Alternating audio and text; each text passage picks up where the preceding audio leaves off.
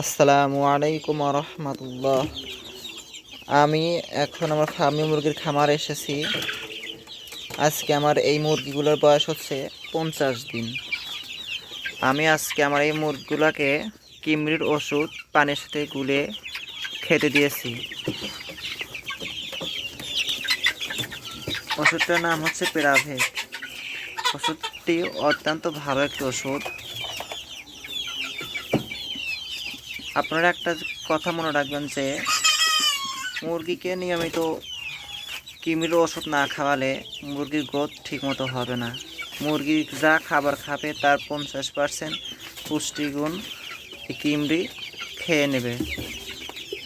এর ফলে মুরগির অনেক সমস্যা দেখা দিবে, গ্রোথ হবে না, ঝিমানো। মুরগিকে সুস্থ রাখতে হলে অবশ্যই মুরগিকে নিয়মিত কিমরির ডোজটি করিতে হবে। আমি এ পর্যন্ত আমার মুরগিগুলোকে